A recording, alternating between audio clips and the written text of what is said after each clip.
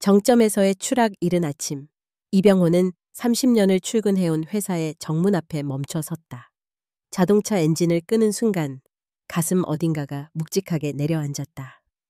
평생 한 회사에서 기술자로 살아왔고 부장 자리까지 올랐다는 자부심이 있었다. 하지만 회사의 대대적인 구조조정, 자동화 시스템 도입이라는 이름의 항복문 앞에선 그 자부심도 쓸모가 없어졌다. 회사 이름이 새겨진 청색 간판을 한 번 더 바라봤다. 바람에 펄럭이는 태극기, 빛바랜 동료들의 이름표, 그리고 작게 흔들리는 자신의 사원증. 오늘이 마지막이구나. 출근길에 이별의 각오를 수십 번이나 다졌던 병호였지만 막상 그 끝이 눈앞에 다가오자 다리가 설렁거렸다. 동료들이 하나둘씩 인사과로 불려가며 사라지던 그 겨울의 몇 주가 잊고 싶었지만 결코 지워지지 않았다. 사무실 문을 여니 직원들은 묘하게 조심스러운 눈으로 병호를 바라봤다. 아는 척도 모르는 척도 아니라서 더욱 불편했다. 자리 정리라도 해둘까 싶었지만 손이 떨려서 키보드를 몇 번이고 울렸다. 그때 과장이 문을 노크도 없이 열었다. 이 부장님, 잠시 인사과로 오시죠. 인사과 사무실, 유리창 너머의 건조한 풍경. 고개를 숙인 인사과장은 준비한 말만 읽듯이 선언했다. 이번 구조조정 대상자 명단에 부장님께서 포함되셨습니다. 명예퇴직 절차 안내 자료입니다. 네, 알겠습니다.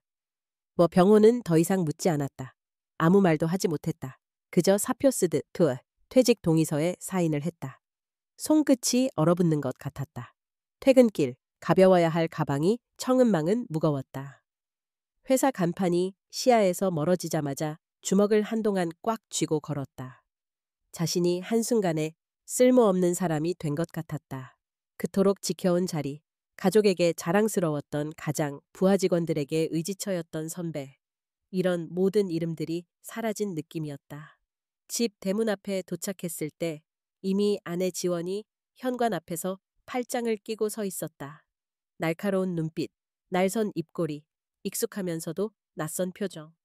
퇴직금은 얼마나 나와? 애들 대학 등록금, 내 가게 월세, 이자 같은 건 내가 다 챙겨야 될 거 알지? 아직 정확히는 모르겠어. 대충 7천만 원쯤. 지원은 깊은 한숨을 쉬었다.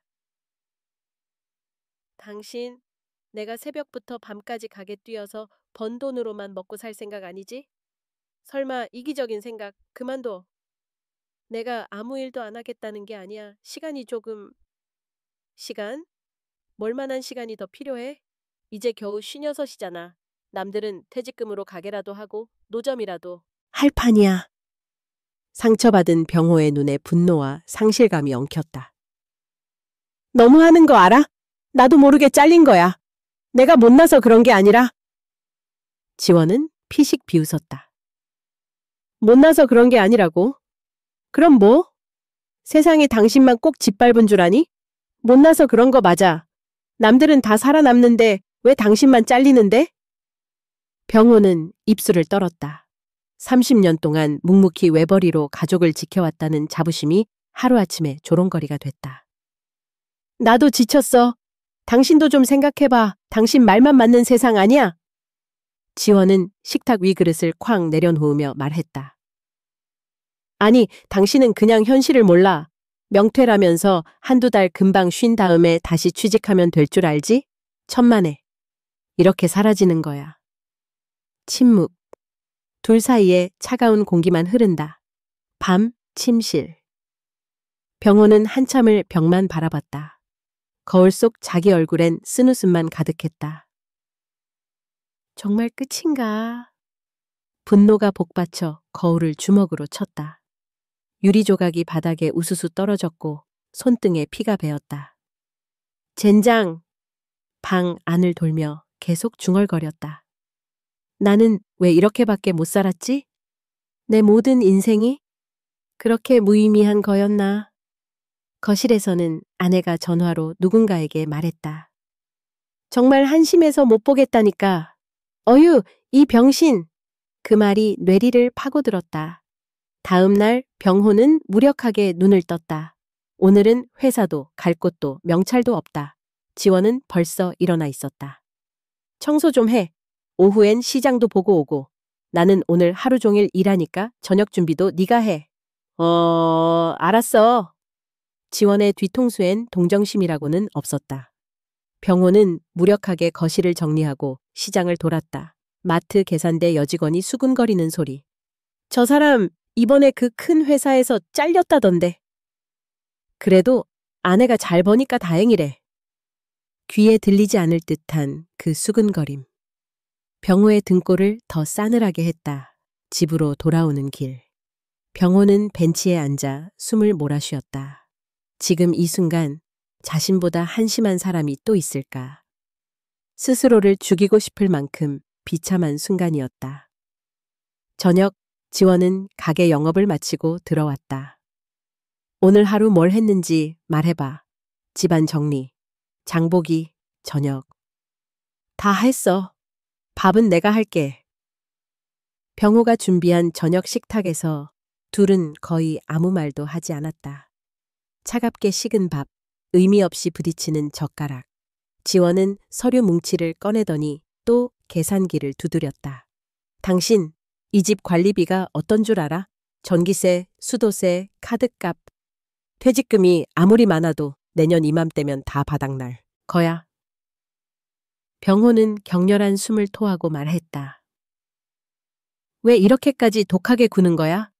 나 정말 최선을 다했잖아. 지원이 식탁을 쿵 치며 말했다.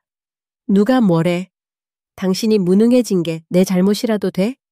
둘의 언성이 높아졌다. 네, 내가 무능해. 그래서 이제 난 아무 데도 있을 이유가 없는 사람인 거지? 지원은 병호를 노려봤다. 맞아, 이 집에 비집고 있을 자격도 없는 인간이 됐지. 병호는 아무 말도 못한 채 빈 식탁을 한참 바라보다 조용히 일어났다. 방문을 쾅 닫고 들어가자 억울함과 수치, 분노와 절망이 교차했다. 어디론가 도망치고 싶었다. 그러나 나갈 곳도 기다리는 사람도 아무도 없었다. 침대에 누워서 눈을 꾹 감았다. 밖에서는 지원의 다시 시작된 전화통화 목소리가 갱히 울렸다. 그냥 나가버릴까? 정말 이대로 끝내자. 온몸이 떨렸다. 눈꺼풀을 닫아도 서러운 현실은 꿈속에서도 도망가지 않았다. 병호의 인생에서 가장 길고 잔인한 밤이었다. 잔인한 발길질 아침, 희미한 빛이 창을 뚫고 들었다. 이병호는 더 이상 알람 소리에 강박적으로 몸을 일으키지 않는다. 이유 없는 무기력만 가득하다.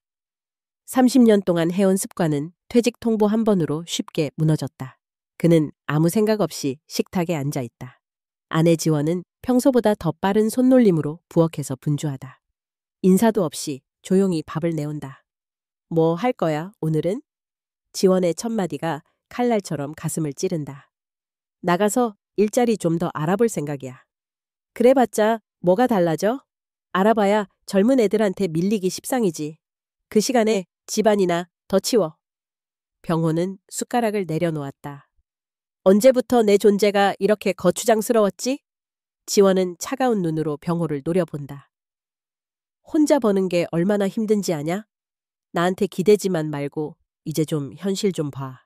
은퇴했다고 인생이 다 끝났다고 생각하지 말라고. 병호는 아무 답도 못한 채 천천히 자리에서 일어났다.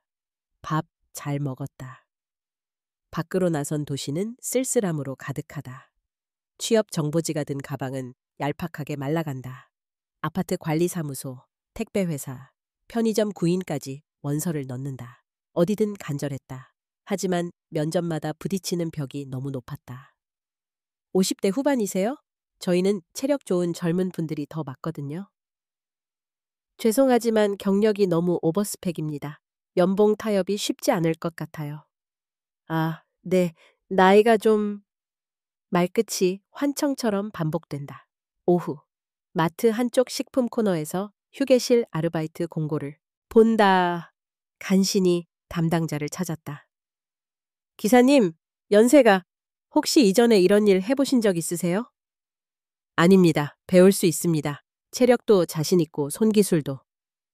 젊은 매니저는 병호의 얼굴을 천천히 훑어본다.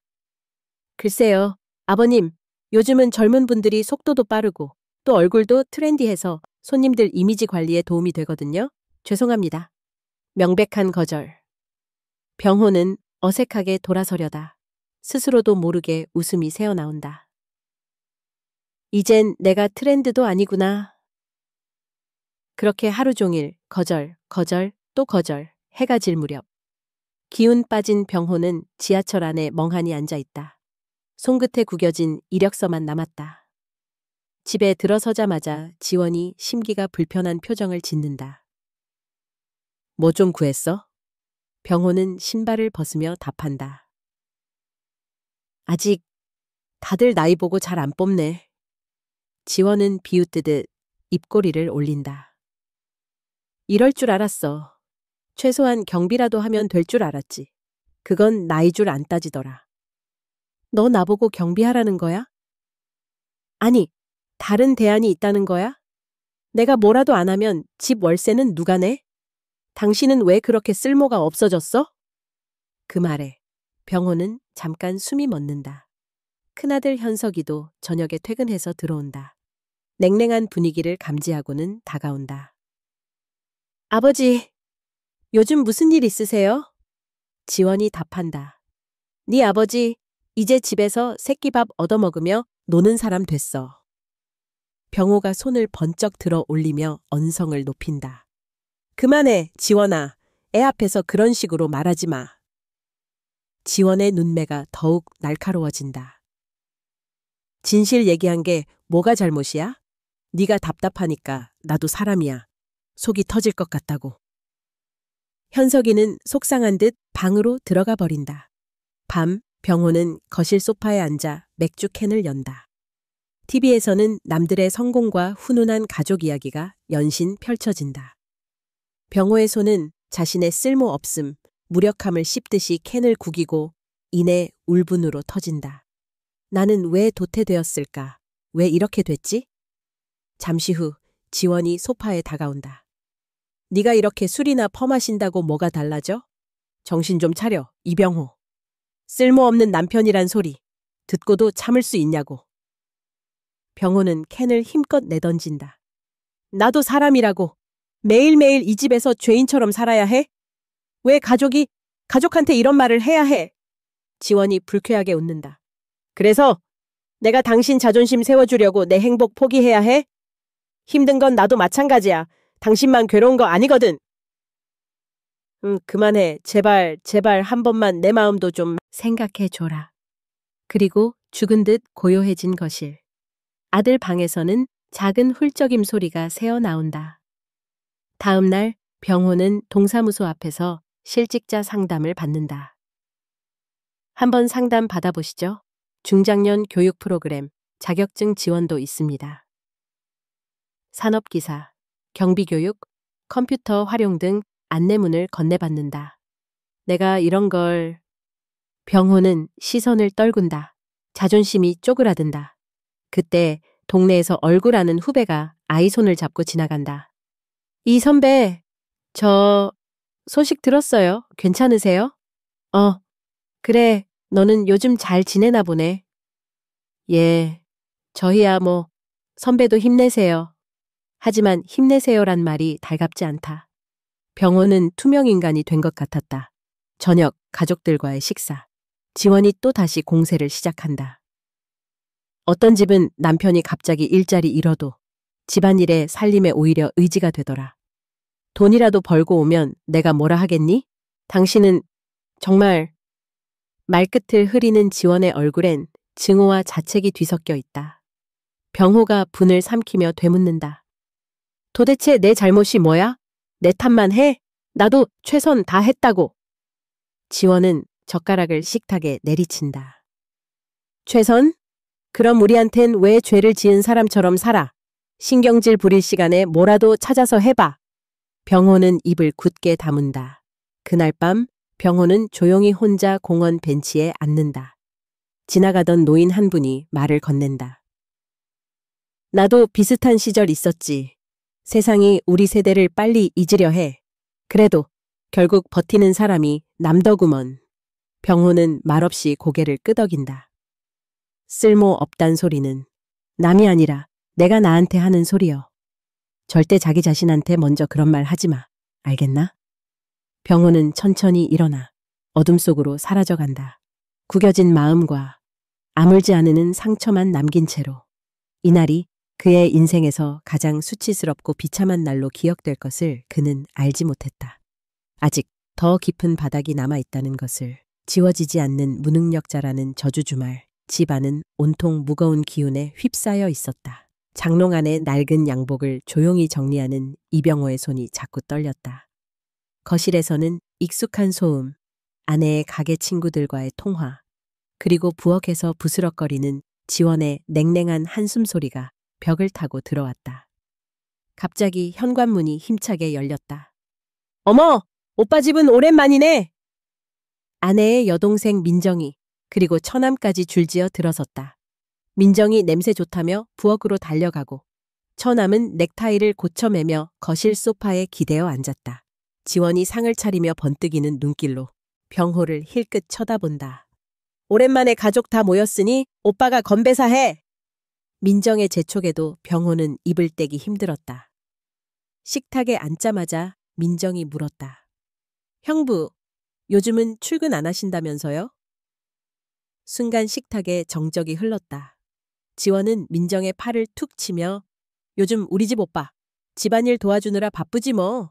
현정이 다시마 넣었으니까 먹어봐. 처남이 건배잔을 번쩍 들며 농담처럼 내뱉는다. 이 집엔 진짜 가정적인 남자가 있네. 아침은 누가 차려줘? 민정이 깔깔한다. 지원의 입꼬리가 사나워진다. 아유, 그냥 내 식구라 힘이 빠진다니까.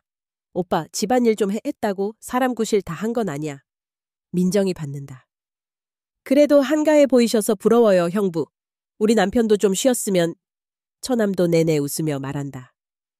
요즘 세상에 나이 다 찬 남자가 놀고 먹는다는 게 대단한 배짱이죠. 빙호의 얼굴이 굳어졌다. 목구멍까지 치밀어 오른 수치와 분노. 그만해라, 너희들. 조용한 명령이지만 분위기는 금세 어색해졌다. 처남이 일부러 말꼬리를 흐리며 아이, 그냥 분위기 살리려고 형부가 너무 진지하게 나오면 재미없지. 지원은 아예 병호를 보며 또 독한 말을 던진다. 재미는 무슨, 현실이 코미디인데? 우리 오빠 애들 앞에서는 한 번도 못 울더니 이젠 거실에서 혼자 우는 것도 자주 본다. 병호는 참지 못하고 젓가락을 탁 내리쳤다. 왜 이렇게까지 말을 해야 돼? 나도 사람이라고, 자존심이라는 게 있는데. 민정이 어색하게 웃으며 형부, 오랜만에 오니까 알콩달콩 가족 얘기 듣자고. 지원이 한마디 더 한다. 어차피 그동안 밖에선 아무것도 못해, 집에서도 섞이지 못해. 난 진짜 지친다. 병호는 자리에서 벌떡 일어나 버린다. 그의 뒷모습에선 참을 수 없는 울분이 묻어난다. 방문을 쾅 닫고 들어가자 민정은 형부 화나셨어요? 지원은 한숨 쉬며 아무리 가족끼리라도 사람이 너무 위축돼 있으니 예민해서 그렇지. 작은 방, 벽지에 손톱이 파고들 만큼 분노가 쌓였다. 도대체 이 집, 이 가족에 내 자리는 어디 있는 거지? 병호는 억지로 눈물을 삼켰다. 난 정말 무능력한 인간인가? 내 30년이 다 헛된 것인가? 후회의 침전물이 가슴을 짓눌렀다. 점심 무렵 아내는 문을 열어 이제 나가서 밥 안 먹으니 집이라도 깨끗이 해. 병호는 쓰레기 봉투를 챙기며 미친 듯이 청소기를 돌린다. 유리잔 하나 부서지자 그것마저 제대로 못하냐? 지원의 목소리가 날이 서 있다. 이젠 내 존재가 쓰레기보다 못한 건가라는 생각이 들었다. 그날 저녁 동네 슈퍼에 나간 병호는 맞은편의 이웃 부인들이 수군대는 소리를 듣는다. 누구네 남편이 무능해져서 집에서 빈둥거린대. 아내 덕에 먹고 사나 봐. 병호가 다가가자 그들은 어색하게 웃으며 아, 오랜만이네요, 이씨. 하지만 대화가 더 이어지지 않는다. 외로움, 수치, 분노가 덮쳐온다. 그는 집에 돌아와 방에 틀어박혀 손톱을 물어뜯는다. 누군가 내게 괜찮다고 말 한마디만 해줬으면. 하지만 아무도 그의 내면을 들여다봐주지 않는다. 며칠 후 아내 지원이 가게 일로 지쳐 귀가하자마자 문을 두드린다. 내일은 친척들 모임 있으니까 깔끔하게 하고 와라. 제발 말은 좀 줄이고 민망하지 않게 하라고. 병호는 말없이 고개만 끄덕인다. 모임날 친척들은 모두 병호를 관찰하듯 바라본다. 둘러앉은 자리에서 또 요즘엔 뭐 하고 지내냐는 질문이 쏟아진다. 고모는 우리 아들 친구도 명퇴했는데 금방 자영업 하더라. 이 씨는 아직 준비 안 했어요? 삼촌은 회사만 믿다가 이렇게 된 사례가 하도 많아서 이젠 뭐라도 해야지. 병호는 아무 말도 못하고 시선을 피한다. 그때 아내가 벌떡 일어나 말한다.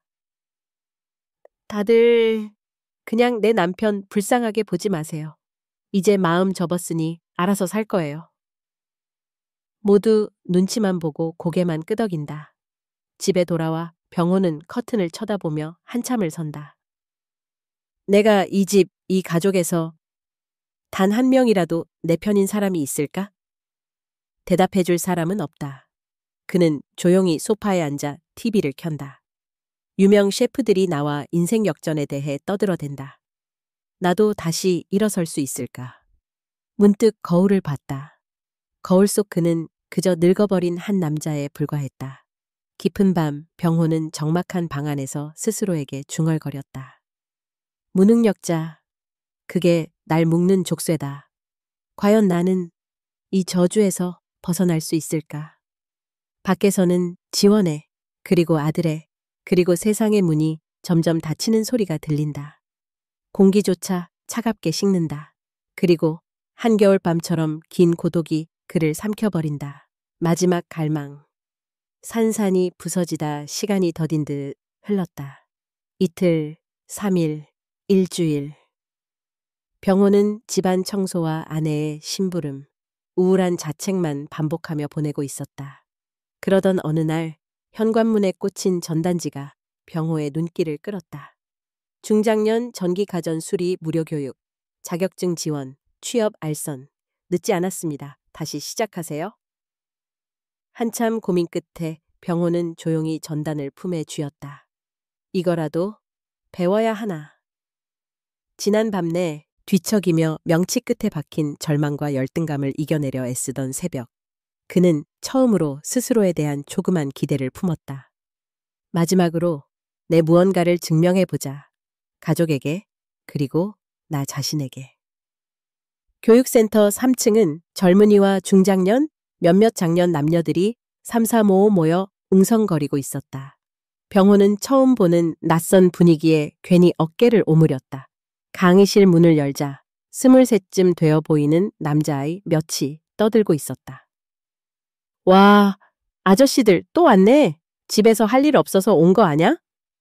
다른 한 명이 피식 웃는다. 40 넘은 사람은 이제 자리 없지. 이런 교육 들어가면 뭐 하나? 병호는 모른 척 자리에 앉았다. 하지만 속으론 모욕감이 쏟아졌다. 강사가 들어오자 비로소 수업이 시작됐다. 낡은 콘센트, 미니 에어컨, 선풍기 분해 조립이 이어졌다. 병호는 조용히 실습을 따라하려 했지만 오래된 습관 때문인지 작은 회로에 손이 미끄러졌다. 갑자기 옆자리 젊은 남자가 빈정거렸다. 아저씨, 손 떠는 거 보소. 이렇게 해서 어디 취직이라도 하겠어? 그리고는 노골적으로 친구와 낄낄댄다. 이러니까 경쟁 붙으면 다 젊은 사람이 먹지. 병호는 손끝이 얼어붙었다. 미안하지만 최소한의 예의 좀 지켜줄 수 있겠나? 의외로 목소리가 굳게 나왔다. 그때 강사가 거들고 나섰다. 여기서 서로 비아냥거리면 아무도 못 배웁니다. 집중하세요. 하지만 분위기는 이미 확 차가워졌다. 수업 후 쉬는 시간. 젊은 남자가 그룹 친구들에게 말했다. 뭐, 알아서 해요. 근데 우리 일자리 뺏으려고 들어온 거면 좀 곤란하죠.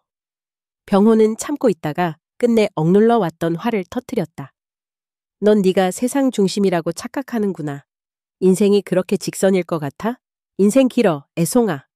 상대는 비웃으며 받아쳤다. 그래서 아저씨들은 늘 과거만 회상하죠. 우리 세대엔 그런 늙은이 필요 없어요. 분노와 수치심, 모멸감이 동시에 치밀었다. 그날 저녁 병호는 집에 돌아와 냉장고 앞에 주저앉았다. 얼음을 한 주먹 꺼내 입에 물었지만 아무것도 시원하지 않았다. 식탁에 앉아 겨우 밥 한 숟갈 뜨려는데 지원이 곁눈질을 한다. 오늘 교육은 웬일로 다녀오더니 표정이 벌써 글렀네. 병호는 아무 대꾸도 하지 않았다. 지원이 비웃으며 말했다. 애초에 나이 어린 애들하고 경쟁이나 되겠어? 이젠 좀 현실을 받아들여. 취업이 그렇게 만만한 줄 알아? 병호는 숟가락을 던지며 한껏 쌓인 울분을 내뱉는다. 그만해! 나도 사람이라고! 지원은 지나치게 냉소적이었다. 사람? 남편 노릇도 못하면서 사람이긴 하냐? 둘 사이 냉기가 번진다. 병호는 결국 밥상을 엎고 방으로 들어가 이불에 얼굴을 파묻고 그 어떤 말도 삼켜버렸다. 며칠 뒤 실습이 계속됐다. 병호는 남은 자존심으로 한 번 더 참석했다. 하지만 상황은 나아지지 않았다. 연습 중 우드락이 부러지자 다시 한번 옆자리에 차가운 목소리. 아저씨, 이 정도도 못하면 그냥 집에서 손주나 봐야 돼요. 다른 학생들까지도 그러게 뭘 기대하지라는 표정으로 쳐다봤다. 강사 역시 피로가 쌓인 목소리로 말하였다. 솔직히 요즘은 젊은 사람이 기술 배우면 더 금방이고 회사에서도 좋아해요. 아저씨들에겐 더 어려울 겁니다. 병호는 아무 말도 못하고 손만 덜덜 떨었다. 가슴이 뻣뻣해지고 목이 바짝 마른 느낌이었다. 쉬는 시간 건물 옥상에 올라가 한참을 허공에 기대섰다. 이젠 정말 아무것도 해낼 수는 없는 건가? 내가 할 수 있는 건 아무것도 없는가? 구겨진 전단지를 꺼내어 한참 들여다본다. 늦지 않았습니다. 다시 시작하세요. 허망했다. 마지막 날 병호는 수업을 나가다가 문 앞에서 멈춰선다. 이렇게 해봐야 뭐가 달라질까? 중얼거리며 문을 열고 들어갔다. 그런데 이번에도 오늘은 무슨 실수할까라는 조롱 섞인 시선이 기다리고 있었다. 참고 있던 분노가 머리끝까지 차오른 순간 병호는 결국 도구를 내팽개쳤다. 니들 내 나이 돼봐. 세상은 절대 널 기다려주지 않아. 강사가 말린다. 진정하세요, 이병호 씨. 그러자 옆자리 남자가 비웃으며 아저씨, 지는 것도 실력이에요. 결국 병호는 주먹을 불끈 쥐며 수업을 박차고 나섰다. 복도로 나와 불 꺼진 계단에 앉았다. 어둠 속 공허한 건물. 참았던 눈물이 쏟아진다. 손바닥을 꽉 깨물며 중얼거린다. 난 정말 끝났나. 밤은 길고 방 안은 차갑다. 침대에 누운 채 오래도록 천장을 보고 자신에게 속삭인다. 이렇게 끝날 수 없어. 아직 포기 못해. 하지만 도대체 뭘 할 수 있단 말인가. 작게, 아주 작게 흐느낀다. 그리고 깊고 무거운 어둠만이 그를 삼켜간다. 우연과 마지못함 속에서 다시 만난 의미바람이 스며들던 초겨울 아침. 이병호는 턱을 괴고 어물쩍 창밖만 바라보고 있었다. 자포자기한 마음에 달력 위로 흐릿하게 반복되는 날들만 덧칠되고 있었다. 취업의 꿈은 산산이 부서지고 가족의 기대는 무너졌으며 더는 자신을 쓸모있는 존재로 여기며 살아가기란 쉽지 않았다. 그때 문 밖에서 작은 소란이 일었다. 띵동. 누구세요? 병호가 문을 열자 이웃 할머니가 목욕 가운 차림으로 떨고 있었다. 이 아저씨, 우리 집 전기레인지가 또 고장났다. 아침밥도 못 먹고 죽겠구먼. 병호는 당황했다. 저 할머니, 저도 전문가가 아니라서. 할머니는 짜증 섞인 목소리로 말했다. 뭐 얼마나 복잡하다고 그래. 젊어서 뭐 높은 일 했다면서 그것도 못 고쳐? 할머니의 말에 묘하게 자존심이 상했다. 마지못해 공구함을 챙겨 따라 나섰다. 할머니 집 주방은 작은 난장판이었다. 이거 봐, 전혀 안 켜지잖수. 내가 오늘 밥이라도 못 먹으면 당신 때문일 줄 알아. 병호는 전선 연결 상태와 스위치부터 다시 살폈다. 생각보다 간단했다. 잠시 낑낑대는 사이 할머니는 옆에서 넋두리를 늘어놓았다. 참, 세상 인심 야박해졌지. 젊은이들이 뭔 얼어 죽을 배달만 하고 이런 건 해줄 줄 모르잖아. 당신은 집에서 뭐만 하길래. 병호는 말없이 문제 부위의 작업을 이어갔다. 10분쯤 뒤 가스레인지 불이 들어왔다. 됐다! 순간 할머니의 표정이 바뀌었다. 에이, 생각보다 빠르네. 이 정도면 쓸모없는 늙은이만은 아니네, 그려? 병호는 어정쩡하게 미소를 지었다. 다음부터 혹시 또 그러면 직접 시도해 보셔도 됩니다. 할머니는 한숨을 내쉬며 말했다. 나이 먹으면 손이 떨려서 뭐든지 어려워져. 그래도 누가 한 번이라도 잘한다 칭찬해주면 그렇게 기쁠 수가 있나. 당신도 한솜씨 하네. 괜히 집에만 있지 말고 남들 도와주는 재미도 좀 봐봐. 병호는 한 박자 늦게 고개를 끄덕였다. 오늘은 수고했으니까 이거라도 받아. 할머니가 조그만 반찬통과 파 한 단, 그리고 소박한 밤과자 한 봉지를 내민다. 괜찮아요. 이런 거 안 받아도 돼요. 괜찮긴 뭐가 괜찮아? 세상에 공짜 없어. 받아. 집에 돌아오자 오랜만에 마음의 작은 온기가 깃든다. 누군가 그래도 나를 필요로 했구나. 아주 하찮은 도움일지라도 정말 간만에 쓸모라는 감정을 느낀 순간이었다. 점심 무렵 밖에서 또 초인종 소리가 난다. 아저씨, 이번에는 내 세탁기가 오류 뜬다는데 한 번만 보고 가주세요. 이웃집 중년 아저씨였다. 마지못해 하지만 어렴풋이 생긴 책임감에 병호는 또 공구함을 들고 나섰다. 이번엔 세탁기 뚜껑 센서 문제였다. 방법을 안내하고 직접 함께 수리하자 아저씨가 연신 감사 인사를 한다. 역시 기술은 돈 주고도 못 배우잖아요. 와, 누나가 이사 온 뒤로 제일 큰 도움 받았네요. 반신반의하던 병호의 얼굴에 슬쩍 미소가 스쳤다. 며칠 뒤 동네에선 병호 아저씨는 고장난 거 척척 고치는 사람이라며 소문이 조금씩 퍼지기 시작했다. 처음에는 무료로 해줬다. 누가 힘들게 부탁하면 거절도 못하고 그저 어쩌다 보니 손길을 보탤 뿐이었다. 이거 한 번만 우리 집 문손잡이까지. 형님, 보일러도 좀. 병호의 하루가 다시 바빠졌다. 어쩌면 몸이 바쁠수록 마음도 덜 괴로웠다. 그런데 그럴 때마다 아내 지원이 불만스러운 목소리로 참견한다. 당신, 이 동네 사람들 심부름꾼이야? 거저 해주라고 그만두게 한 거 아니었어. 병호는 한마디 툭 던진다. 그냥 내가 할 수 있는 게 이런 거밖에 없어서 그래. 지원은 한숨을 쉬지만 예전처럼 날카로운 독설은 하지 않는다. 조금씩, 아주 조금씩 병호의 등은 다시 똑바로 펴지기 시작한다. 일주일쯤 지나 어느 저녁 한 노부인이 잠꼬대를 하며 병호의 옷자락을 잡는다. 내가 옛날엔 뭐든 잘했는데 이제는 나도 힘에 부쳐. 사람은 쓸모 없어지면 서럽단다. 그러니 젊을 때 한 번이라도 더 남을 도와봐. 그게 마지막 희망이기도 하더라. 병호는 가만히 노부인의 손을 잡았다. 그날 늦은 밤, 병호는 오랜만에 스스로를 자그마하게 칭찬했다. 그래, 아직 나도 무언가 해낼 수 있구나. 창밖에서는 가로등 아래로 아이들 웃음소리가 바람을 타고 들렸다. 그때부터 병호의 하루는 달라졌다. 새벽이면 툭툭 누군가 현관문을 두드린다. 아저씨, 우리 집도 좀 와주세요. 이웃집 할머니, 윗집 아이 아빠, 옆집 아주머니까지 줄을 선다.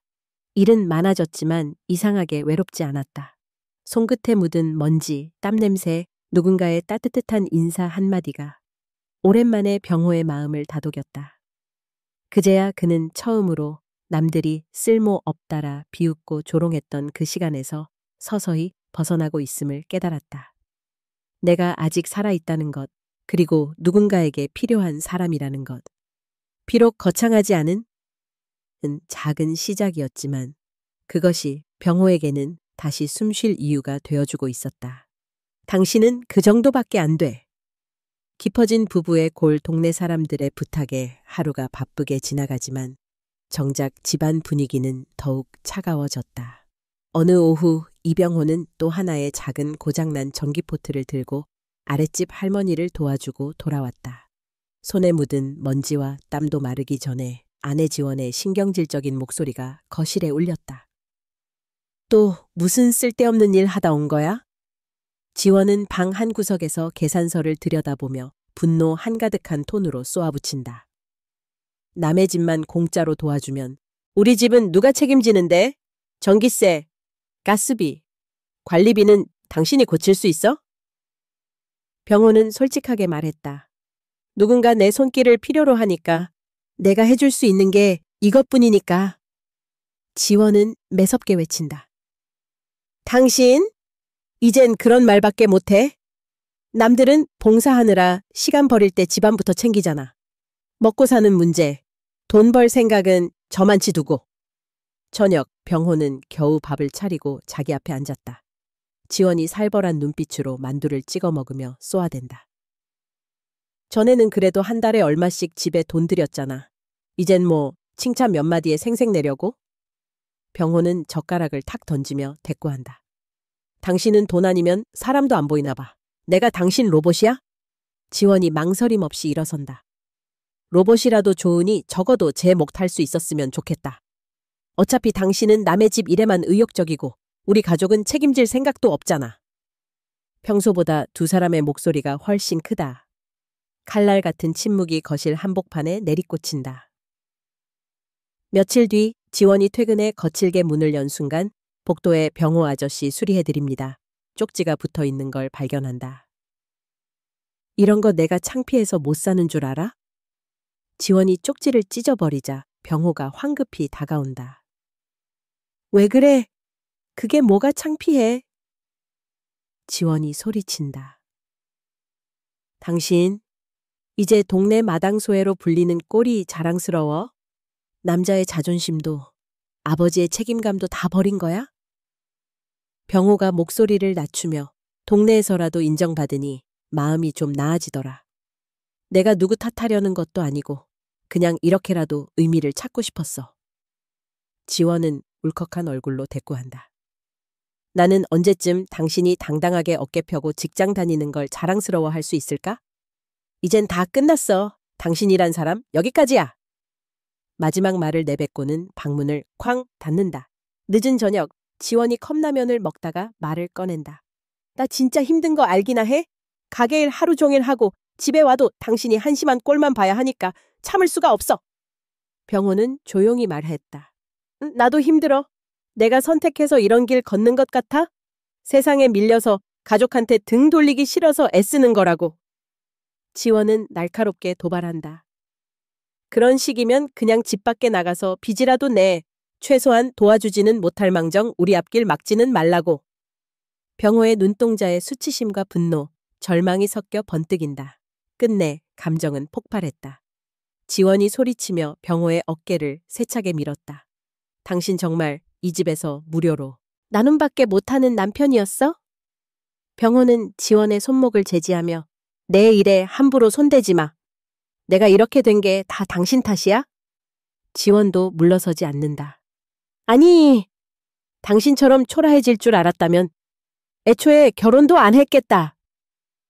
이렇게 날선 감정을 주고받던 두 사람 사이엔 이미 부부라는 단어로는 설명할 수 없는 깊은 골이 패인 지 오래였다. 잠시 침묵. 병호는 방으로 들어가 문을 잠그고 주저앉는다.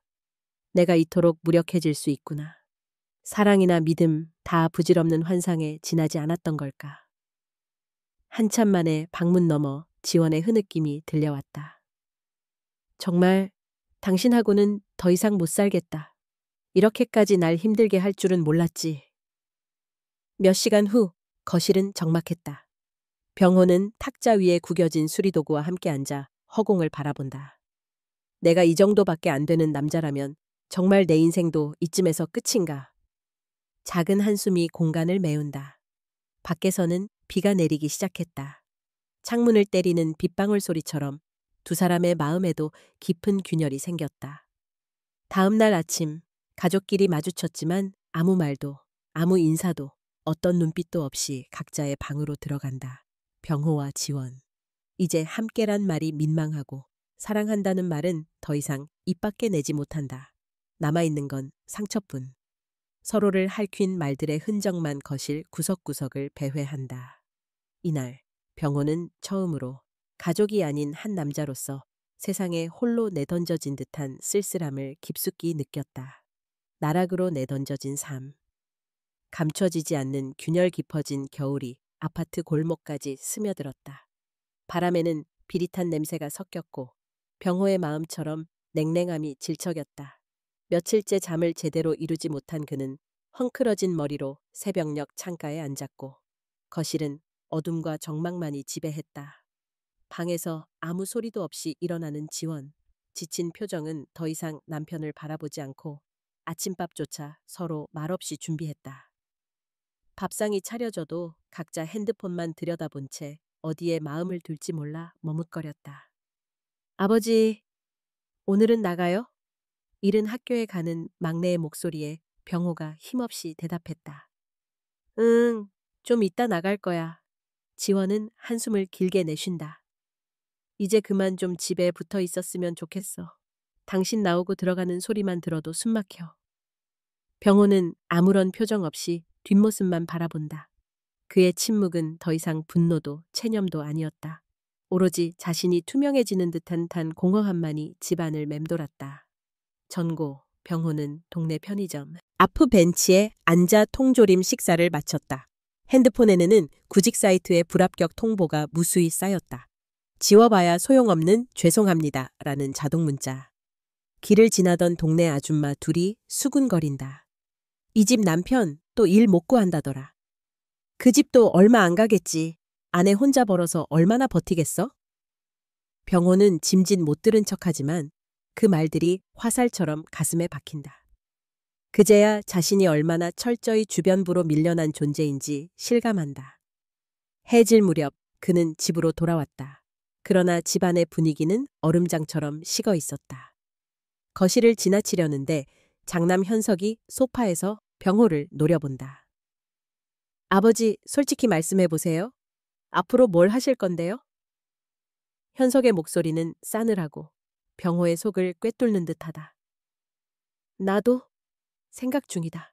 곧 뭔가. 그러자 현석이 참았던 분노를 폭발시켰다. 맨날 그 소리예요. 몇 달째 생각만. 엄마 혼자 고생하는 거 모르세요? 병호는 울컥한다. 너희들 키우느라 내가 이 어떻게 살아온 줄 알아? 30년 넘게 내 청춘 다 바쳤다. 지금 어려운 거 내 탓만 할 거야? 그럼 누구 탓이에요? 현실을 봐요, 제발. 이러다 우리 가족 다 무너진다니까요? 지원은 근처에서 억지로 진정하려 애썼지만 그녀의 표정에는 절망과 냉담함이 엉켜 있었다. 현석은 방문을 몹시 세게 닫고 들어가 버렸다. 병호는 잠시 멍하니 거실 한가운데 서 있었다. 저녁 늦게 간신히 집안 대청소라도 하려던 병호는 탁자에 놓인 공과금 고지서를 보고 허탈하게 앉아버렸다. 지원이 돌아와 자조적으로 말했다. 이젠 공과금, 월세도 무서워. 답답한 건 나만이 아니야. 점점 빚이 쌓이고 있는데 당신은 그저 남 도와주러만 다니고 있잖아. 나한테 기대지만 말라고. 병호는 차가운 시선으로 대꾸한다. 나도 내 목 사겠다고 했잖아. 누굴 위해 살아왔다고 착각하는 거야? 지원은 울분에 차서 포기한 듯 말했다. 이제 그만. 우리 각자 알아서 살자. 그 순간 말로 표현하지 못한 수많은 불신과 원망이 공간을 가득 메웠다. 깊은 밤 병호는 부엌에서 혼자 술을 마신다. 내가 왜 이 지경까지 왔지? 모든 걸 다 걸고 했던 인생인데 결국 남는 건 고장난 전기포트 몇 개를 고쳐주는 손재주뿐. 그는 소리 없이 울기 시작했다. 정리되지 않는 감정들, 분노, 슬픔, 후회, 자책, 그리고 희미한 원망이 교차한다. 잠시 후 누군가 발소리를 내며 거실에 나타났다. 현석이다. 아버지, 아직도 술 드세요? 침묵. 현석이 무심하게 비꼰다. 이제 그만 좀 하세요. 본인만 불쌍한 줄 알아요? 엄마도 우리도 더는 조금도 힘 못 내요. 집이 무너지는 거 눈뜨고 보고만 있어요? 병호는 마지막 남은 자존심으로 소리친다. 나라고 안 힘든 줄 알아? 내가 왜 이렇게 살게 됐는지 설명해야 속이 시원하냐? 현석은 분노 섞인 채로 말했다. 정신 좀 차리세요. 현실을 외면한다고 아무 일도 안 일어나요. 남 탓만 하지 말고 뭐라도 잡으란 말이에요. 두 사람 사이엔 감정을 사귀지 못한 정막이 흘렀다. 문득 병호는 손에 쥔 술잔을 힘껏 바닥에 내던졌다. 유리잔이 깨진 소리만큼 가족 모두의 마음도 산산이 조각난 듯 했다. 나 나갈 거야. 더 이상 이 집에서 내 존재가 쓰레기 취급당하는 거 못 참겠어. 지원은 주방에서 돌아서며 실소를 지었다.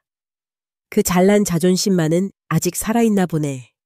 하지만 슬픔이 들어찬 목소리였다. 현석은 방문을 쾅 닫았고 막내는 조용히 이불을 뒤집어쓰고 울고 있다. 병호는 밤거리를 향해 문을 열고 걸어나갔다. 아파트 단지를 방황하다 벤치에 앉았다. 밤 공기는 차갑고 마음은 더 시렸다. 집, 가족, 직장, 사회. 그 어디에도 내 편은 없었다. 숱한 상실감과 모멸, 존재 불안과 분노만 남은 밤. 도대체 나는 누구인가? 이렇게까지 밑바닥을 치고도 나는 내일 무엇을 할 수 있을까? 병호는 한참을 넋놓고 앉아 아스팔트 위의 그림자만 바라봤다. 이렇게 가족 사이에 마지막 남은 신뢰와 애착마저 무너졌고 병호는 스스로 그리고 남들로부터 완전히 고립된 채 가장 어두운 심연으로 떨어졌다. 제 속에서 다시 일어나다 차가운 새벽 공기가 뺨을 스치고 회색 아파트 단지를 천천히 밝히는 첫 햇살이 병호의 무표정한 얼굴을 비췄다. 밤새 벤치에 앉아있던 그는 어느새 굳어버린 어깨와 손을 천천히 움직이며 자리에서 일어났다. 이렇게 끝날 순 없다. 어디선가 내 손길을 필요로 하는 곳이 있겠지. 막연한 위안이었지만 그는 스스로에게 그렇게 주문을 외우며 무거운 발걸음으로 골목집을 가로질렀다. 집으로 돌아오니 가족들은 이미 출근 등굣길에 나서고 없었다. 텅 빈 거실, 식지 않은 커피, 구겨진 이불만 그에게 말을 걸었다. 그는 스스로 물었다. 내 인생 정말 이미 다 제가 되어버린 건가? 하지만 바로 그 순간 어디선가 익숙한 목소리가 들려왔다. 아저씨, 또 좀 도와주세요. 2층 할머니가 배터리가 나간 리모컨을 흔들며 계단에서 병호를 불렀다. 병호는 망설이다. 조용히 고개를 끄덕였다. 리모컨을 고치는 일은 어렵지 않았다. 하지만 할머니는 눈물을 글썽이며 말했다. 내 덕분에 오늘 TV도 보고 하루가 안 외로워졌네. 우리 아들이나 손녀도 못 해주는 걸 당신이 해주네. 그 말에 병호의 가슴 한켠이 두드려졌다. 아직 내 손이, 내 마음이 누군가에게 도움이 된다면 나도 살아있는 거지 않을까? 며칠 뒤 복도에서는 저절로 병호 아저씨가 뭐리든 고친다더라 라는 소문이 퍼져 있었다. 처음엔 소극적으로 부름을 받았던 병호였지만 점점 그의 현관 앞에는 고장난 선풍기, 토스터, 믹서기, 회전 의자까지 줄이 늘었다. 이웃들은 작은 음료수, 김밥, 과일 바구니 하나라도 들고 와 진심을 고마움으로 전했다. 특히 팔이 불편한 할머니가 그를 향해 두 손을 모아 고개 숙일 때 병호는 처음으로 스스로의 존재 가치를 확고히 느꼈다. 어느 날 저녁 아랫집 소년 기철이가 지켜보며 물었다. 아저씨, 이런 게 재밌어요? 축구도 아니고 공부도 아닌데. 병호는 잠시 멈칫했다가 대답했다. 예전엔 못 느꼈어. 근데 뭔가 고치고 누군가가 고맙다고 인사할 때 그런 게 뭐랄까 다고라는 느낌이 들어. 내가 다시 쓸모 있는 사람이 된 것 같거든. 기철이는 동그랗게 눈을 뜨고 말했다. 저도 배울 수 있어요? 병호는 자신도 모르게 미소 지었다. 네가 원하면 언제나 배우러 와. 처음엔 기철이 혼자였다. 그러나 소문은 금세 번졌고 다음 날은 2명, 사흘 뒤엔 4명의 아이들이 오후마다 병호의 작은 작업실, 지하 주차장 옆 창고로 모여들었다.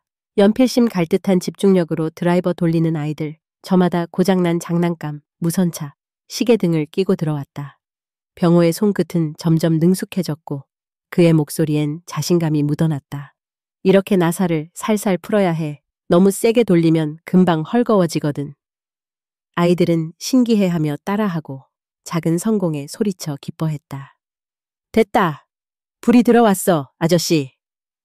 병호는 그 모습에 큰 보람을 느끼며 오래 잊고 살았던 미소를 처음으로 마음 깊이 지었다. 이웃 어머니들은 아이들이 남의 집을 어슬렁대는 걸 못마땅해 했지만 곧 아이들이 집안 고장난 것들을 스스로 고쳐오자 태도가 달라졌다. 병호 씨 덕분에 애가 집안에서 이렇게 집중하는 모습 처음 봤어요. 요즘 우리 애가 스스로 뿌듯해해요. 감사해요, 정말. 그 칭찬 한마디 한마디가 무너졌던 병호의 자존심을 하나씩 세워주었다. 시간이 흐르며 작업장은 점점 북적거렸다. 어린이뿐 아니라 아주머니, 할아버지까지 저마다 고민되는 고장난 소품을 들고 와 상담받기 시작했다. 이제 병호의 하루는 바쁘고 저녁마다 지친 몸을 의자에 기대면 내가 아직 누군가에게 필요하다는 작지만 또렷한 확신이 찾아왔다. 어느 날 강추위가 갑자기 들이닥쳐 전기장판이 고장나 곤란하단 할머니가 찾아왔다.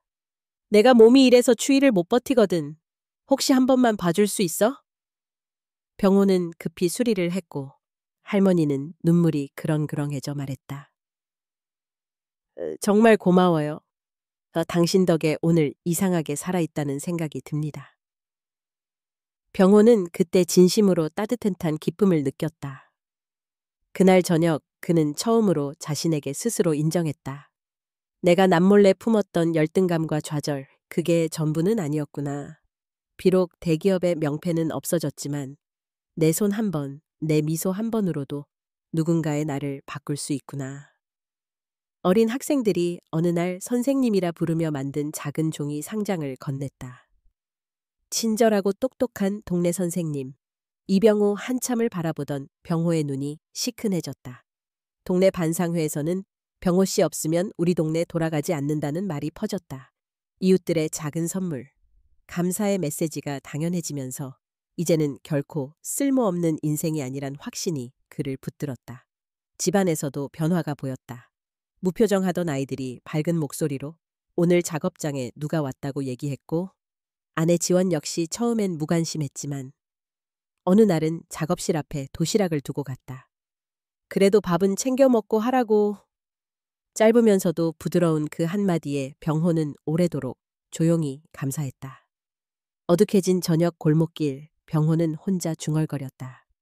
산산이 부서진다 해도 그 잘 속에서 새로 싹이 돋듯 내 삶도 다시 자랄 수 있구나. 그리고는 천천히 환한 미소로 하늘을 올려다봤다.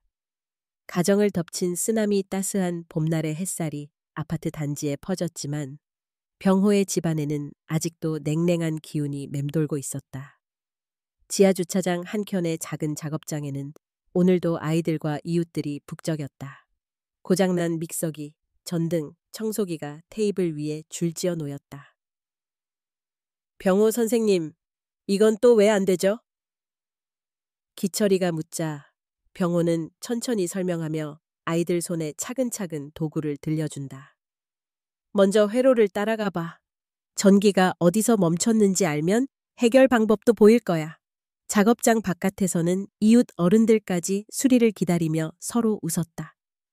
누군가는 따뜻한 차 한 잔, 누군가는 떡, 빵을 놓고 간다. 문제없는 하루. 하지만 위층 복도에서는 다른 온도의 대화가 오가고 있었다.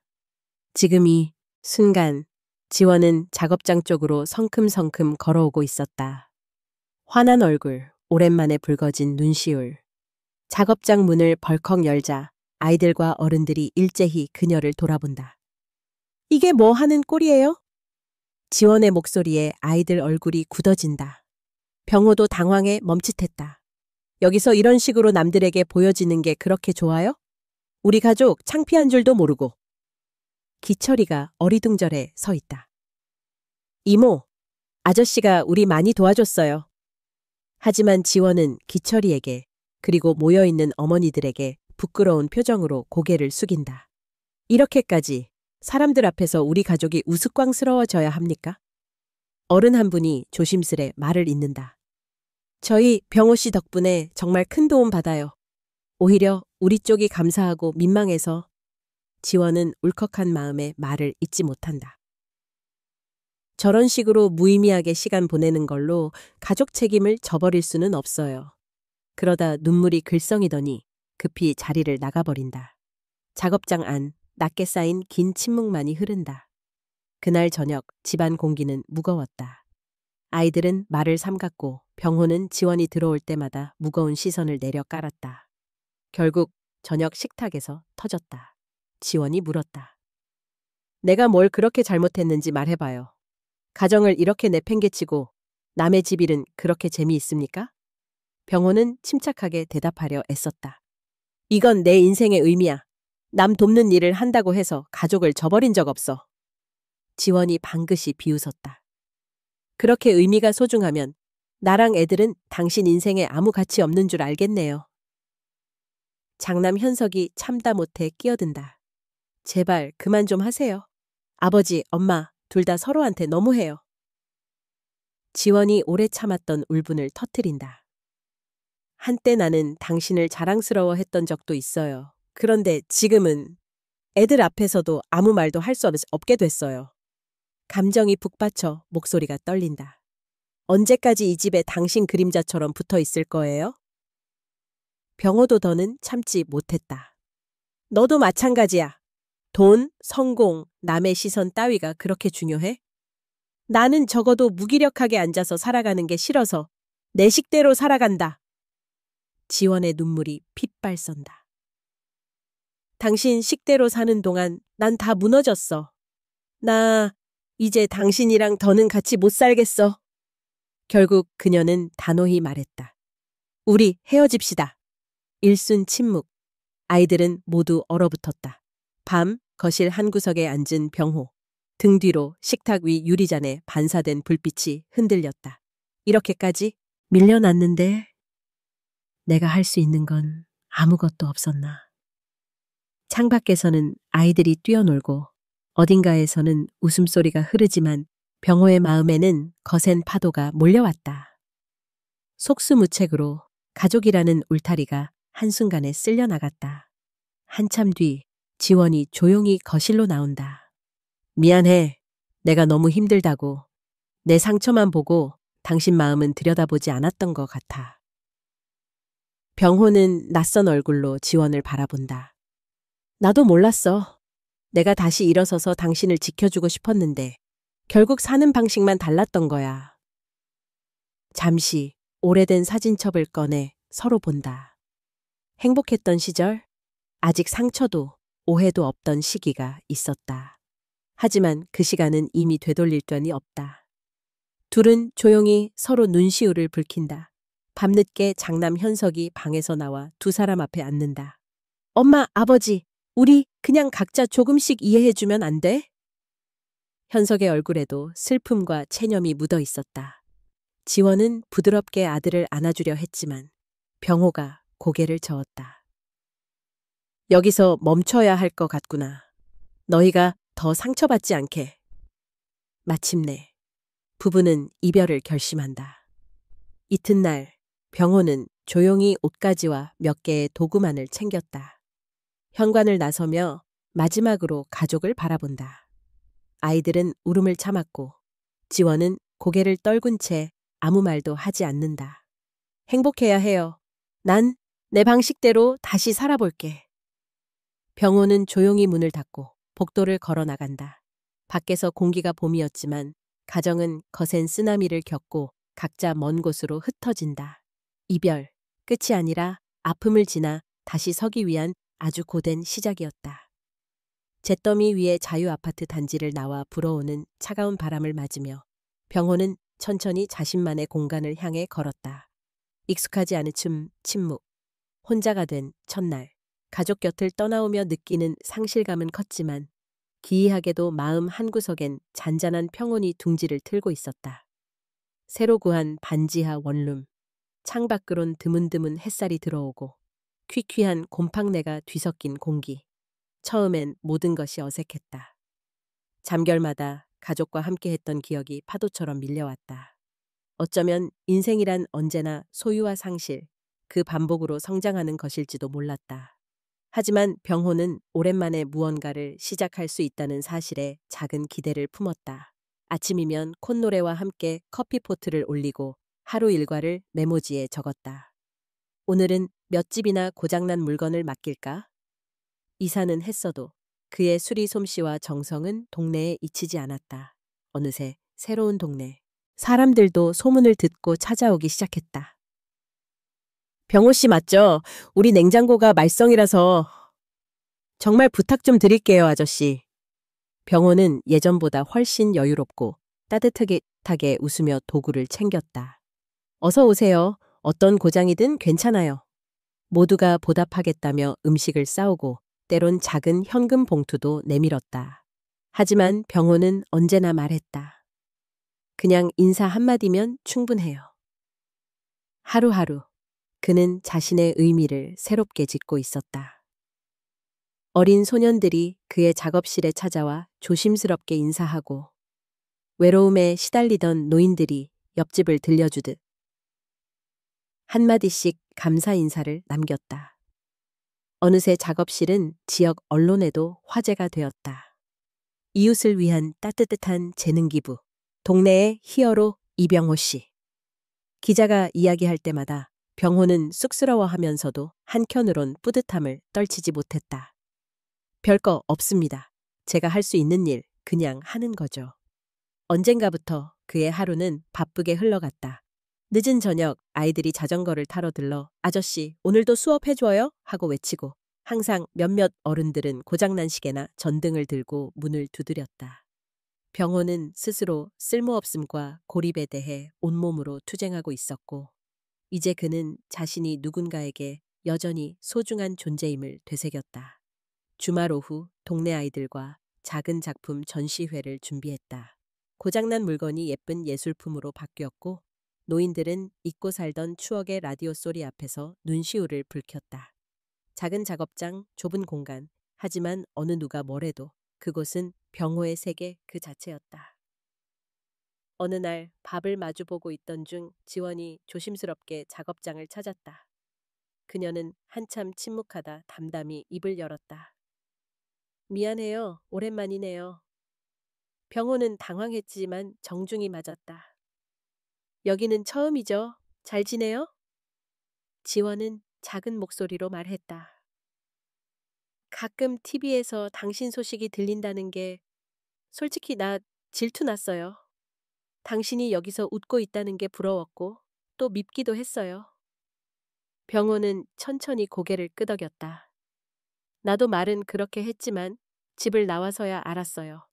모든 걸 잃고 나니 내가 진짜 원하는 게 뭔지 보였거든요. 나를 기계나 돈벌이로만 본 것도 힘들었지만 살다 보면 누구보다 어떻게 살아갈지가 더 소중하다는 걸 깨달았어요. 지원의 두 눈에 반짝이는 눈물이 맺혔다. 당신이 이럴 수 있다면 나도 내 방식대로 행복해질게요. 병호는 미소 지으며 악수를 청했다. 행복하길 빌어요. 당신도, 우리 애들도. 화해는 길지 않았지만 두 사람의 등에는 서로를 인정하고 존중하는 진한 여운이 남았다. 시간이 흐를수록 병호의 자존감은 더욱 견고해졌다. 매일 고장난 것들을 돌보며 주변 사람들과 나누었던 눈맞춤, 농담, 손길, 그 모든 것이 그의 인생을 다시 빛나게 해주었다. 언젠가 작업장이 아이들로 가득 찼을 때 하나가 조용히 속삭였다. 아저씨, 우리 다 쓸모없게 느껴질 때가 많아요. 병호는 싱긋 웃으며 말했다. 그래도 괜찮아. 아무리 다 타버려도 그 잿더미 속에서 새로운 나를 다시 찾을 수 있어. 중요한 건 포기하지 않는 마음이야. 어느 날 지역 방송국에서 작은 다큐멘터리가 방영되었다. 기자들은 병호가 고치던 장난감, 믹서기, 작은 오디오의 품에 안은 아이들과 어른들의 미소를 클로즈업했다. 동네 사람들은 모두 감동하며 박수를 아끼지 않았다. 마지막 인터뷰에서 병호는 담담히 말했다. 한때 모든 것을 잃은 줄 알았습니다. 하지만 인생이란 완전히 무너진 뒤에야 다시 시작할 수 있는 법이란 걸 배웠죠. 남이 성공이라 부르는 길에 내 자신을 억지로 맞추지 않아도 나는 나만의 방법으로 나와 다른 이들에게 충분히 소중한 사람이 될 수 있습니다. 병호는 그날 밤 작은 원룸 창가에 서서 도시의 불빛과 별, 그리고 선선한 바람을 오랫동안 바라봤다. 잿더미 위에서 그는 비로소 온전한 자유를 느꼈다. 가진 것 하나 없이도 웃을 수 있고 베풀 수 있고 스스로를 사랑할 수 있게 되었다. 오랜 방황과 실패, 상처와 절망의 시간을 지나 이제 그는 묵묵히 남은 길을 걸었다. 때로는 모든 것을 잃어야 비로소 나 자신을 찾게 된다. 이제는 더 이상 두렵지 않다. 내가 누구든 어떤 자리든 최선을 다해 살아갈 용기가 있으니까. 그리하여 병호는 당당히 자신이 일궈낸 자유의 이름을 세상에 남기며 새로운 삶을 시작했다.